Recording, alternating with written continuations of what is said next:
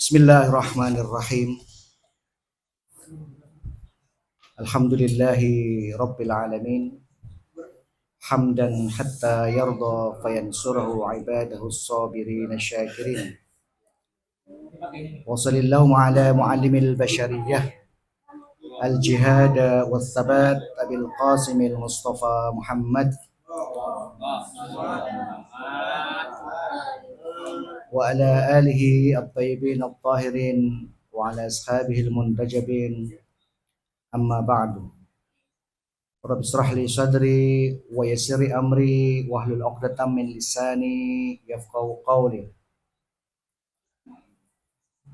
Para asatidz, guru saya Ustadz Ilyas minta izin waktunya dan tempatnya. Para sepuh bin sepuh, teman-teman sekalian, ibu-ibu, Assalamualaikum warahmatullahi wabarakatuh.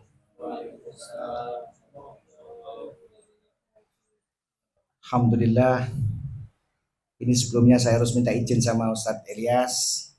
Beliau guru saya.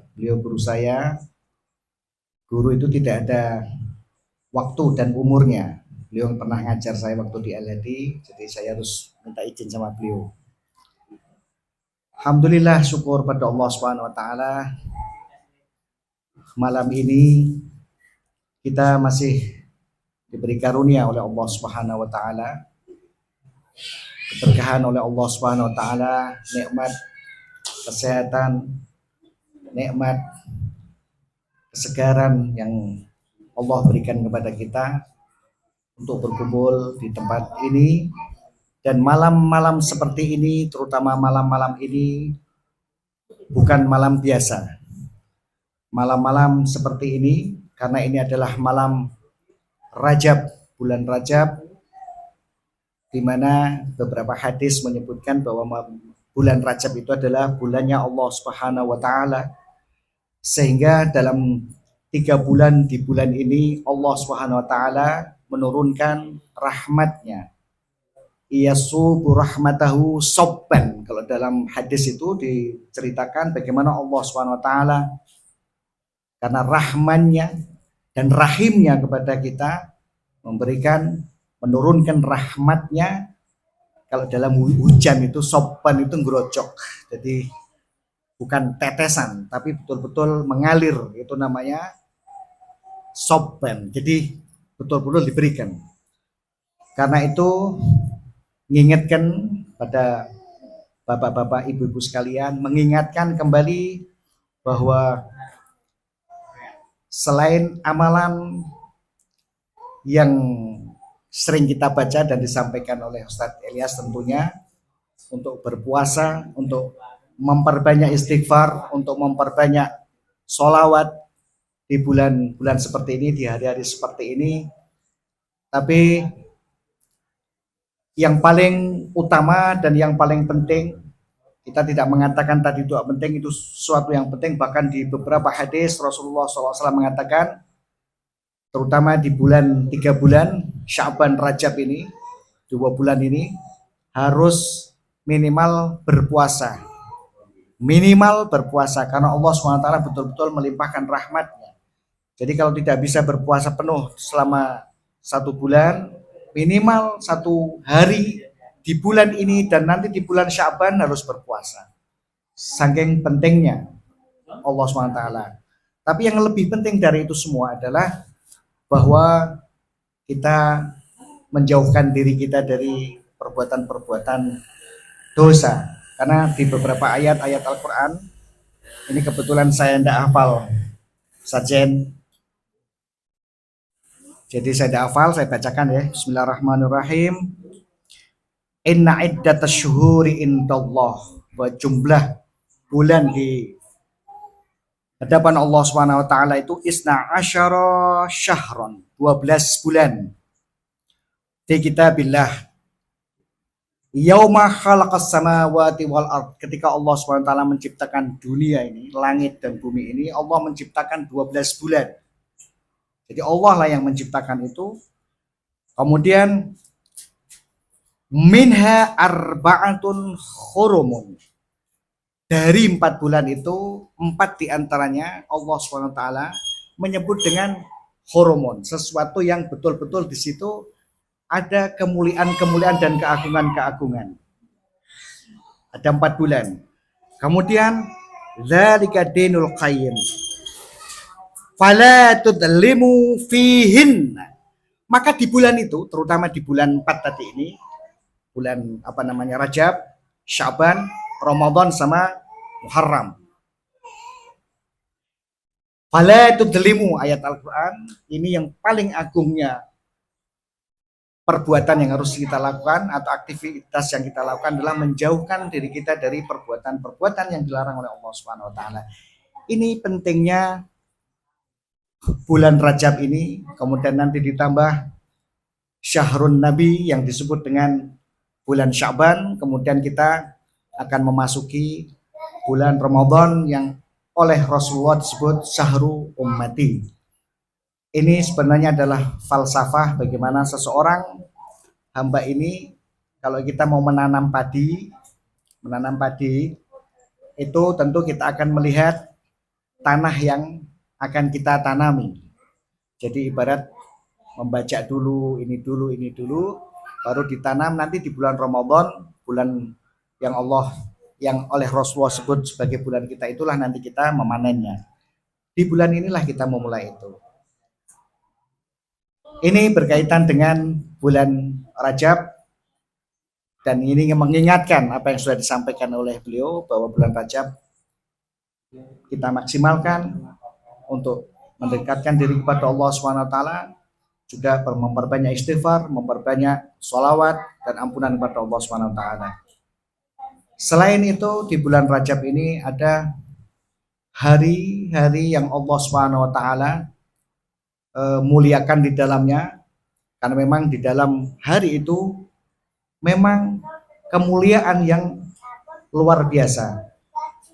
Ada kelahiran para anbiya, para imam, dan yang terpenting adalah Bi'tsatur Rasul di tanggal 27 Rajab.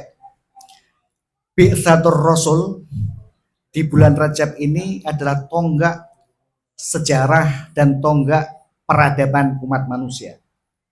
Jadi bi'tsah yang diperingati oleh terutama orang-orang Syiah, karena di Sunni itu kan tanggal 27 Ramadan ya.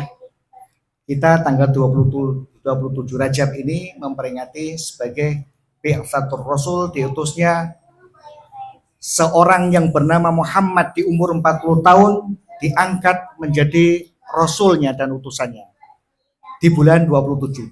Sejak itulah hukum Allah, perintah Allah Subhanahu wa taala berlaku. Seluruh peringatan-peringatan hari raya yang kita peringati, mulai dari Ghadir Khum, kemudian wiladah imam-imam dan segala macam, semuanya berangkat dari 27 Rajab. Berangkat dari Bi'tsatur Rasul. Bi'tsatur Rasul berangkatnya. Sehingga karena itu kita harus mengetahui kenapa Bi'tsah tanggal ini, tanggal 27 Bi'tsatur Rasul itu menjadi tonggak sejarah. Mungkin kita melihat kehidupan sebelum Bi'tsah.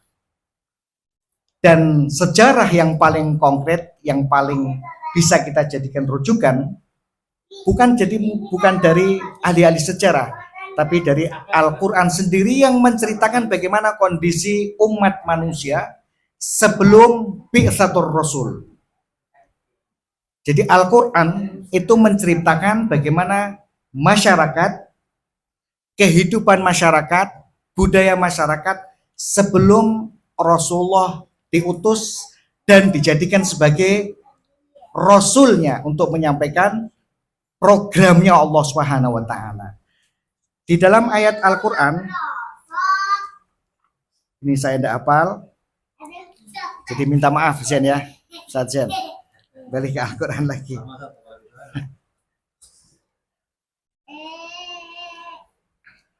Di surat Ali Imran itu Allah Subhanahu wa taala menceritakan kondisi masyarakat yang disebut dengan masyarakat jahiliyah.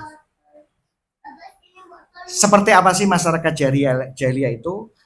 Di surat Ali Imran ayat 106 Allah Subhanahu wa taala berfirman, Bismillahirrahmanirrahim, wa'tasimu bihablillahi jami'an wa la tafarraqu wadhkuru ni'matallahi 'alaikum idz kuntum a'daan fa'alafa baina qulubikum fasbahtum bi ni'matihi ikhwanan wa kuntum, ini syahidnya, wa kuntum ala syafa hufratin minan nar. Jadi Allah Subhanahu wa taala memerintahkan kita untuk saling membangun persatuan wa'tasimu.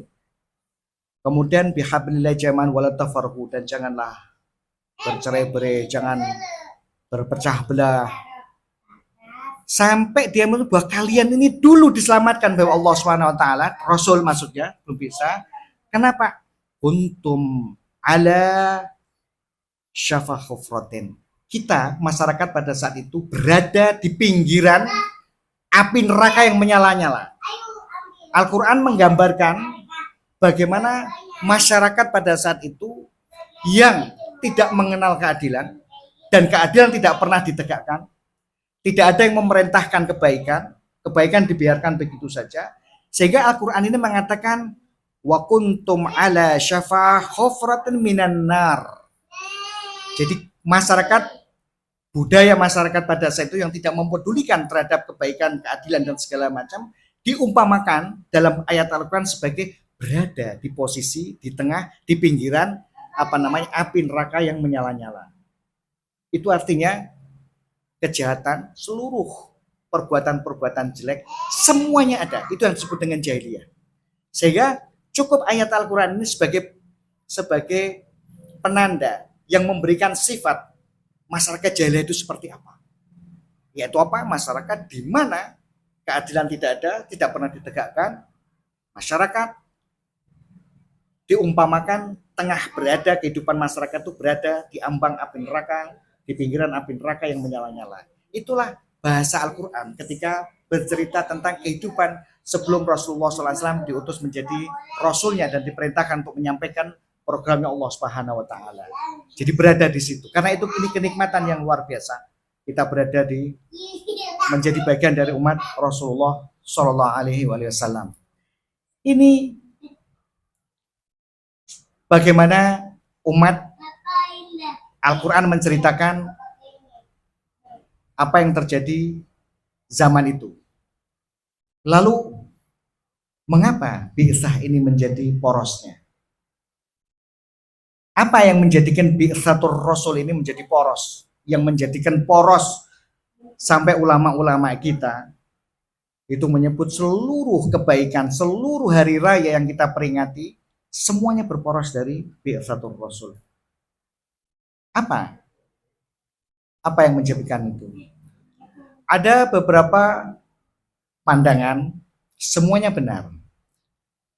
Bi'tsatur Rasul itu sebagian mufassirin menyebut sebagai hari di mana Rasulullah atau seorang yang bernama Muhammad Sallallahu Alaihi Wasallam ini diutus ketika berada di Gua Hira oleh Allah Subhanahu Wa Taala untuk menyampaikan risalah Allah Subhanahu Wa Taala.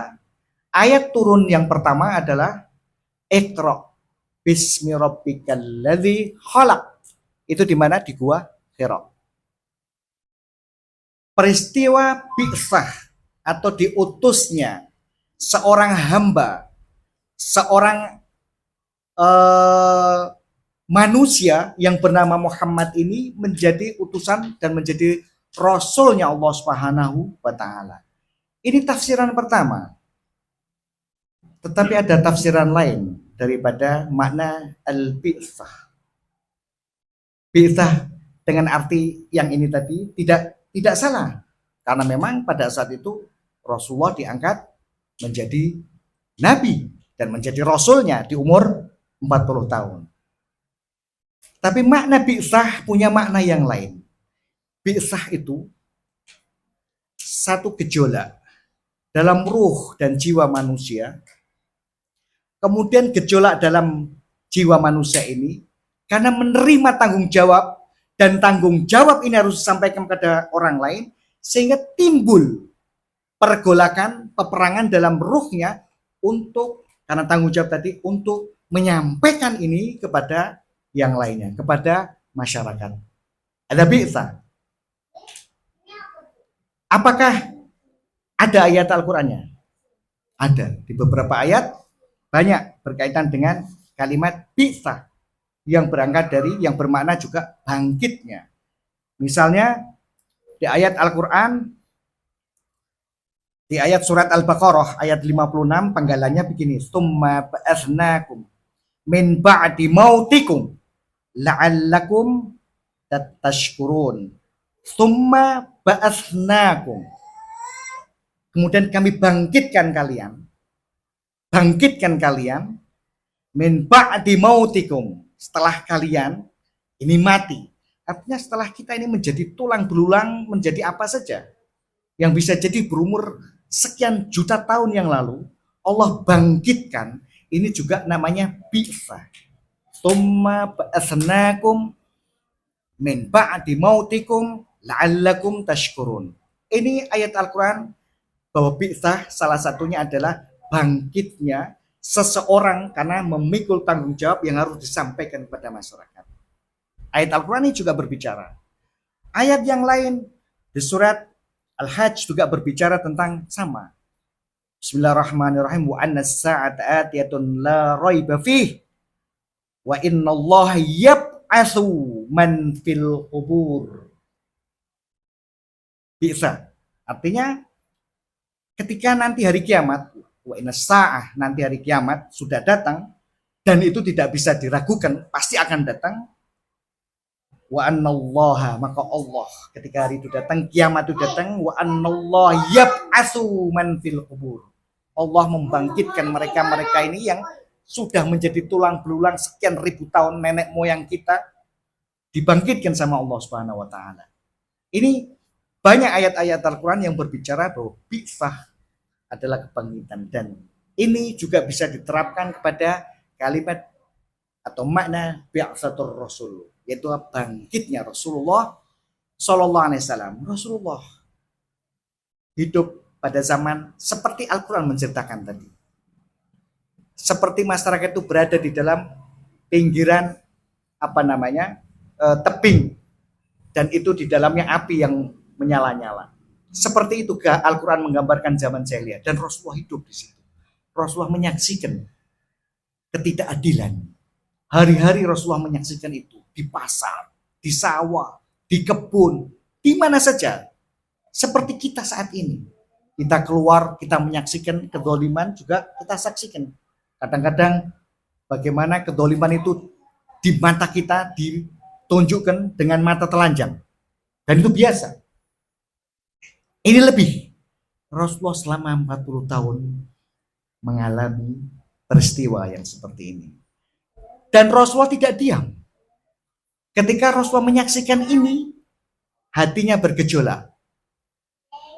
Kapan perintah ini untuk menegakkan keadilan ini datang? Kapan ini perintah datang? Sehingga kenabian, karena kita meyakini, ulama-ulama kita meyakini bahwa yang namanya Muhammad Shallallahu Alaihi Wasallam ini sebelum diutus menjadi Rasul, dia adalah menjadi seorang Nabi. Tapi Nabi tidak punya kewajiban untuk menyampaikan untuk masyarakatnya, tapi Rasul wajib. Karena itulah perintah itu kapan datangnya. Dan ketika datang di Gua Hira pas 40 tahun dan bersama dan diantar Imam Ali bin Abi Thalib, ketika ayat ini datang diajari bagaimana tauhid, bagaimana penciptaan dan segala macam, bergejolak hatinya. Riwayat mengatakan Sayyidah Khadijah Al-Kubra yang menenangkan hati Rasulullah SAW. Kita mendengar riwayat itu.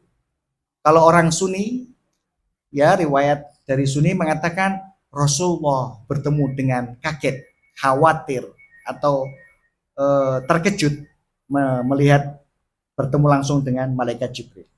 Bukan karena itu, Rasulullah sudah sering bertemu dengan malaikat Jibril. Tapi karena ruh yang sesuatu yang ditunggu-tunggu, perintah yang ditunggu-tunggu itu datang, dan ini Rasul punya berkewajiban untuk menyampaikan apa yang diinginkan Allah Subhanahu wa taala, programnya Allah Subhanahu wa taala.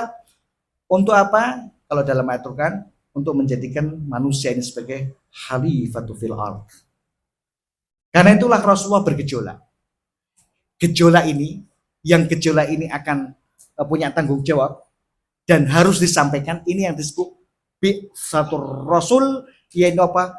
Bangkitnya apa yang ada dalam ruh Rasulullah SAW dari Rasulullah, dari malaikat Jibril, dari Allah Subhanahu wa taala, ini harus disampaikan kepada umat dan kepada masyarakat.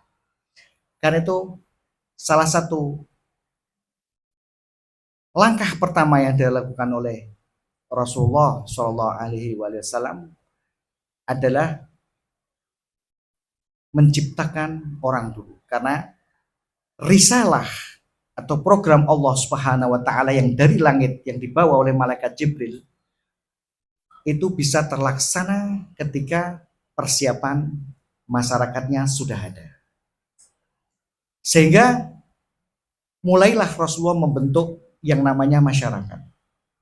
Jadi salah satu wajiban yang harus dilaksanakan oleh Rasulullah untuk menyampaikan program Allah yang di langit, risalah tadi itu, ini Rasulullah membentuk masyarakat. Karena itu kita tidak mengingkari ada 3 marhalah tabligh yang dilakukan oleh Rasulullah. Yang pertama disebut dengan masa sembunyi-sembunyi, ya kan? Kita sering mendengar itu. Menyampaikan secara tersembunyi-sembunyi, kemudian terang-terangan, dua strategi.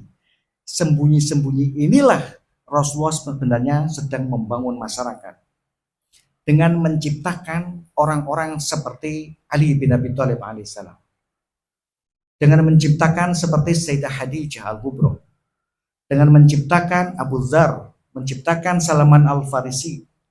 Kenapa? Orang-orang inilah yang akan membersamai Rasulullah untuk membentuk masyarakat. Masyarakat yang seperti apa? Masyarakat yang seperti diinginkan oleh Allah Subhanahu wa taala. Sehingga ketika ini nanti, karena itu perlu manajemen. Ini yang disebut dengan manajemen. Ini yang disebut dengan manajemen. Meti'i. Jadi bukan Rasulullah membangun satu universitas atau satu tempat kuliah, majelis taklim, kemudian Rasulullah memanggil semua orang, sini saya ajari kepada kalian tentang tauhid, tentang nubuah, tentang hari kiamat dan segala macam. Tapi Rasul hadir di masa pertama. Hadir dan menyampaikan apa yang ada di dalam dirinya, ruh ini tadi, sampai kepada masyarakat ini tadi. Karena itu ruh yang ada dalam diri Rasulullah, Imam Ali bin Abi Thalib, sama dengan ruh yang ada di dalam Rasulullah SAW. Ini manajemen yang dilakukan oleh Rasulullah SAW. Nanti kita akan mendapatkan pelajaran dari ini, dari kehidupan kita, dari apa yang dilakukan oleh Rasulullah SAW. Ketika Rasul sudah merasa sudah waktunya, dan sudah ada orang-orang yang punya kesamaan dalam visi dan misi, ruhnya sama dalam ruh, apa yang ada di dalam ruh mas orang-orang tadi itu dengan ruhnya Rasulullah, baru Rasulullah melakukan tabligh secara terang-terangan. Kenapa? Sudah ada persiapan, ada sesuatu yang sudah disiapkan. Kita pun dalam banyak program, banyak hal, ini yang disebut dengan pemetaan. Jadi tidak serta-merta ini harus terjadi, ini harus berjalan, ini harus terlaksana. Baca dulu situasi dan kondisinya, apakah ini memungkinkan untuk terlaksana atau tidak, baru penganalisan, baru yang ini harus dilaksanakan. Begitulah Rasulullah SAW di marhalah pertama. Jadi baca situasi, baca kondisi, termasuk pembacaan kita wilayah dan lingkungan sekitar kita ini. Jadi kalau misalnya saya tanya sama Zen ceritakan daerah 40 misalnya 40 meter dari yayasan atau Husainiyah ini, potensi-potensi yang luar biasa untuk bisa dikembangkan, Zain harus bisa menjawab. Kenapa ketika berat ini sudah dilakukan, ini sudah dibentuk, berarti apa yang ada di samping kanan, samping kiri, belakang, depan sudah siap. Karena itu kalau Rasulullah mengatakan tetanggamu itu 40 samping, ya saja, hadis ya, ke kanan, ke kiri, depan, belakang, itu bukan berbicara tentang bagaimana kita, bukan hanya sekedar kepedulian, tapi itu kaidah yang harus kita pakai, bahwa orang yang pertama kali akan membantu kita, membersamai kita adalah orang-orang sekitar kita, maka perbaiki orang-orang ini. Maka bantu orang-orang seperti ini. Ini dalam rangka pencegahan. Di sini tidak ada kepedulian apakah itu orang butuh atau tidak. Rasul mengatakan 40 ke belakang, ke depan, samping, 40, bukan berkata yang miskin. Maka otak kita harus berpikir 40 ini supaya diterima oleh siapa saja, pikirkan sesuatu hal yang bisa dimanfaatkan, baik itu orang kaya maupun orang miskin. Baik itu orang yang membutuhkan atau tidak, dia bisa memakai manfaat yang kita lakukan. Berarti kita perlu duduk bersama-sama untuk memetakan. Seperti Rasulullah ketika ayat pertama, Iqra bismi rabbikal ladzi khalaq, ajakan tauhid. Dan ajakan tauhid ini akan menjadi landasan manusia, masyarakat untuk bergerak. Maka Rasulullah membuat manajemen. Yang salah satunya tidak langsung woro-woro mari menyembah Allah Subhanahu wa taala, tapi dengan melakukan dengan cara-cara yang seperti ini. Pemetaan. Ini yang disebut manajemen. Dalam hal apapun, kita juga harus melakukan hal yang semacam itu. Sehingga apa? Apa yang akan menjadi resiko sudah terbayang oleh kita. Baik itu resiko ancaman yang sifatnya berat, sedang, maupun biasa-biasa saja. Paling tidak di sini sudah ada. Itulah ajaran pertama kali ketika Rasulullah mendapatkan wahyu pertama, kemudian tidak kemudian woro-woro membangun ini, tapi membangun universitas yang ada di dalam diri Rasulullah disalurkan kepada orang-orang tertentu, dan itu adalah bagian dari persiapan. Baru ketika mereka sudah ada, barulah kemudian terjadi tabligh terang-terangan sampai Rasulullah mendapatkan ancaman. Sampai Rasulullah mau dibunuh, sampai meminta Imam Ali bin Abi Thalib untuk hadir menggantikan beliau di tempat tidurnya. Itu panjang peristiwa, sudah pernah disampaikan oleh Ustaz Ilyas. Ini pertama. Jadi bi'tsatur Rasul, beberapa mufassirin menafsirkan di atas diutusnya hamba Allah, abdinya Allah yang bernama Muhammad ini menjadi Rasul, bukan keliru, betul. Tapi sisi yang lain bi'tsatur Rasul adalah bagaimana ruh dan gejolak dalam diri ketika menerima tanggung jawab. Untuk disampaikan tanggung jawab itu kepada masyarakat, itu juga bi'tsah. Berdasarkan ayat-ayat Al-Quran. Ini bi'tsah. Tujuan Allah Subhanahu wa ta'ala ngutus yang hamba pilihannya yang bernama Muhammad SAW ini menjadi Rasul. Itu apa sih? Kira-kira apa tujuan Nabi Muhammad mendapatkan wahyu, dan dari wahyu itu kemudian gemetar, terjadi gejolak dalam tubuhnya? Apa yang menyebabkan Rasulullah itu seperti itu? Tujuan Allah apa sih? Satu, di beberapa ayat Al-Quran, salah satu tujuan diutusnya para nabi, para rasul adalah mengajak kepada at-tauhid. Tauhid dalam artian bukan pengetahuan yang ada di dalam otak kita tentang Tuhan satu, Tuhan Maha Esa, Tuhan itu alim, Tuhan itu bukan yang seperti itu. Bukan yang seperti itu. Kalau pengetahuan kita, pemahaman kita tentang tauhid itu sebatas pada apa yang ada di dalam diri kita, di otak kita, dan tidak menjadikan interaksi, membuat kita bergerak dalam ranah tauhid, maka pengetahuan kita, sekalipun itu filsafat disebutnya, irfan disebutnya, tidak punya makna apapun. Pemahaman seseorang terhadap Tuhan atau tauhid dan yang diinginkan oleh Rasulullah SAW bukan pada sesuatu yang ada di dalam otak kita. Keesaan Allah, kita pahami, ilmu Allah, qadarullah, dan segala macam. Tapi bagaimana perilaku kita yang disebut dengan tauhid amali atau amal tauhidi, berjalannya kita, bergeraknya kita, sama dengan apa yang diinginkan oleh Allah Subhanahu wa taala. Ada tauhid, dan ini adalah cita-cita Rasulullah SAW dan salah satu tujuan diutusnya Allah Subhanahu wa taala. Bi'tsatur Rasul, yaitu apa? At-tauhid, mengajak kepada Allah Subhanahu wa taala, bukan hanya sekedar wacana. Ibaratnya kalau kita mengambil satu buah mangga, kita ambil buah mangga, karena mangga itu tinggi, kemudian kita ambil tongkat atau kayu, galah, sehingga galah ini mencapai pada buah mangga itu.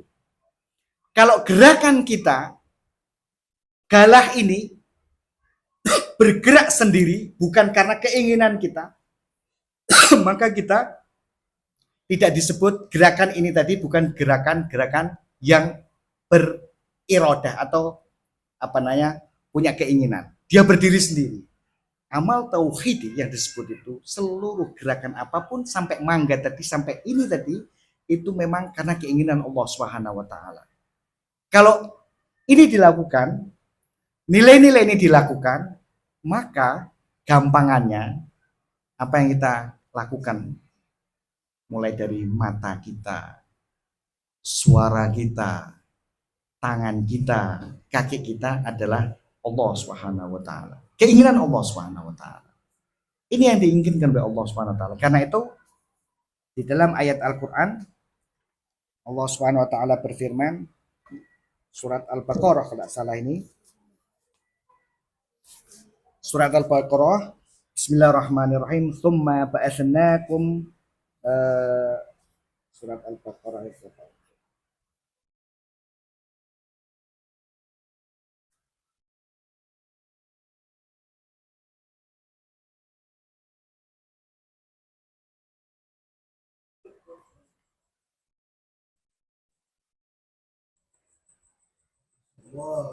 Allahumma shalli ala Muhammad wa ala Muhammad. Allahumma shalli ala Muhammad wa ala Muhammad. Ada satu ayat Al-Qur'an tadi sudah saya tandai, cuman sepertinya tandanya hilang, Ustaz. Tandanya hilang, tapi madmum, istilahnya isi daripada ayat itu, Allah ini mengutus seluruh nabi dan anbiya punya tujuan satu dengan cara yang berbeda, tauhid. Mungkin Ustaz Ilyas mungkin tahu ayatnya itu. Tadi sudah saya tandai cuman hilang, Ustaz. Dimaafu. Tauhid, ajakan tauhid. Nah, dalam strategi ini juga kita bisa praktekkan dalam kehidupan kita. Ada 3 manajemen yang harus kita lakukan. Tauhid itu pertama, sebelum itu. Itu tujuan Allah Subhanahu wa taala. Kedua, apa tujuan dari bi'tsatur Rasul? Tadi tauhid, mengajak kepada tauhid dalam bukan hanya dalam konsep, bukan hanya dalam alam akal kita, tapi juga dalam tindakan sehari-hari, sehingga gerakan yang kita lakukan diridhoi oleh Allah Subhanahu wa taala. Minimal itu. Gerakan yang kita lakukan bukan dalam rangka untuk bermaksiat sama Allah Subhanahu wa taala. Minimal itu. Tujuan kedua, karena tadi untuk mencapai pada tauhid dan itu adalah prinsip dasar, dan Rasul juga melakukan itu, dan dia juga terkena itu dan harus melakukan itu. Yang kedua adalah tazkiyatun nafs bil jamaah. Tazkiyatun nafs bil jamaah. Karena itulah Rasulullah mengumpulkan, menciptakan, mengkader orang seperti Ali bin Abi Thalib, orang seperti Salman Al-Farisi, Abu Dhar dan segala macam, untuk membangun yang namanya mengajak masyarakat pada sesuatu yang diinginkan oleh Allah Subhanahu wa taala. Tazkiyatun nafs. Caranya kalau sekarang kita bisa praktekkan, termasuk membuat majelis-majelis taklim ini.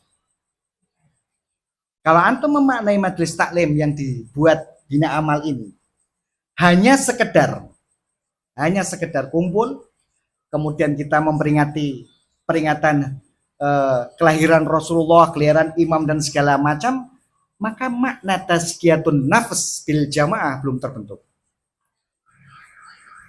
Kapan bisa terbentuk? Kalau di dalam Husainiyah ini semua masyarakat bareng-bareng, kumpul bareng-bareng bersama Ustadz Ilyas, memikirkan apa yang harus kita lakukan untuk jangka pendeknya, jangka menengah, dan jangka panjangnya. Sehingga kita bisa mengukur keberadaan yayasan ini. Dalam 1 tahun sudah apa yang sudah kita lakukan? Termasuk untuk masyarakat, termasuk untuk komunitas, termasuk untuk yang lainnya. Maka masing-masing ruh ini harus sama. Kumpullah, lihatlah Ustadz Ilyas bukan hanya sebagai ustadz belaka, tapi duduk bareng-bareng bersama-sama bagaimana ini betul-betul menjadi bagian dari tazkiyatun nafas yang oleh Ustadz Zahir, Ketua Umum ABI, mengatakan apa? Suluk sosial bersama-sama. Suluk, share suluk. Orang meyakini untuk mencapai Allah SWT, untuk mencapai tauhid, selama ini hanya menghabiskan waktu dengan bertasbih, berzikir di pojok-pojok masjid, di tempat-tempat sunyi, halwat, hanya membangun hubungan Allah SWT, sementara tidak peduli dengan yang lainnya. Banyak ayat-ayat Al-Quran, banyak hadis-hadis yang berbicara tentang jamaah untuk bersama-sama menuju Allah SWT. Salah satunya adalah doa akan dikabulkan sama Allah SWT kalau doa itu diikuti secara berjamaah. Sholat itu kalau dilakukan sendiri pahalanya 1, tapi kalau dilakukan bersama-sama pahalanya berlipat ganda.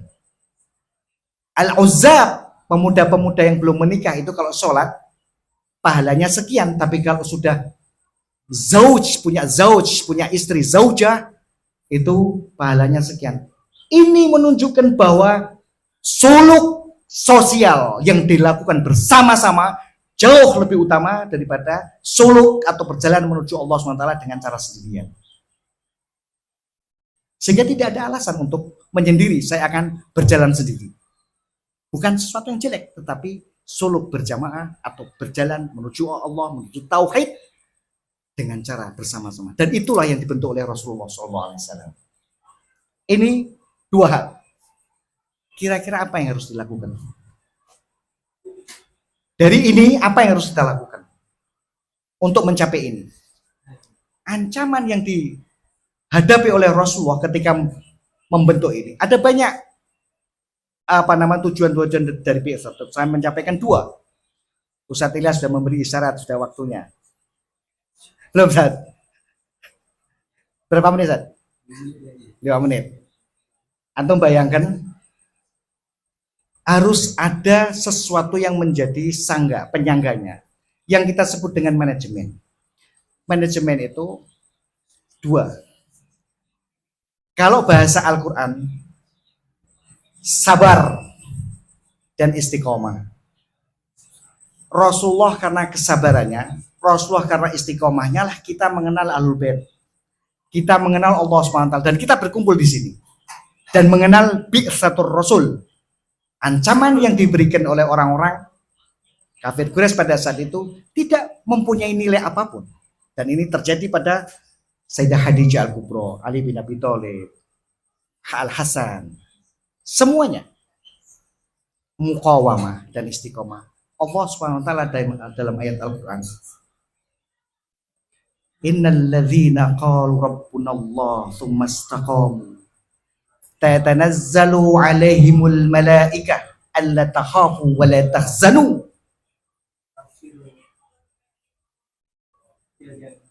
Apa? Ya, la alla takhafu wa la tahzanu. Kemudian wa absiru bil jannah. So, ini ayat Al-Qur'an. Kalau ini sudah menjadi keyakinan kita, Allah tadi berbicara innal ladzina qalu rabbunallah, orang yakin dengan Allah, kebenaran aslinya. Dia bukan hanya berhenti istiqomah, tapi juga melakukan perlawanan-perlawanan terhadap seluruh tantangan-tantangan. Dan tantangan, perlawanan seperti yang ditunjukkan imam-imam kita dalam sejarahnya. Tatanazzalu alaihimul malaika, Allah akan membantu kehidupan kalian. Jika orang tidak pernah takut nanti kehidupan secara finansial anak terus seperti apa. Nanti anak saya makan apa? Alla takhafu wa la tahzanu. Ayat Al-Quran. Sampai-sampai ayat Al-Quran yang lain seandainya mengandaikan ayat Al-Quran. Wa allaw istaqamu ala tariqati lasqainahum ma'an ghadaqa. Seandainya umat ini percaya sama Allah Subhanahu wa taala, Rasul dan imamnya, dan istiqomah, muqawamah, fasqainahum ma'an ghadaqa. Seluruh kehidupan dia, fasqainahum dalam beberapa riwayat mengatakan kebutuhan sehari-hari yang ditinggalkan untuk memikirkan suluk ini tadi berjamaah tadi, fasqainahum ma'an ghadaqa. Air ma'an ghadaqa itu air yang gumpal-gumpal yang tidak berhenti, sumber yang menggumpal-gumpal. Artinya Allah akan memberikan seluruh kebutuhan yang kita butuhkan untuk kehidupan kita, sehingga tidak ada kekhawatiran nanti kalau saya fokus di yayasan ini, fokus di ini, terus saya meninggalkan kerja saya tidak punya, tidak bisa berbuat apa-apa karena tidak punya uang. Allah percayalah, inilah yang dilakukan oleh Rasulullah SAW. Ketika bi'tsah harus disampaikan, membentuk masyarakat, menyampaikan tujuan dan cita-cita Allah Subhanahu wa taala untuk membentuk masyarakat, untuk mengajak tauhid. Sama-sama masyarakat baru di manage. Dan manage ini bisa terjadi kalau dua sumber tadi, sabar dan istiqomah.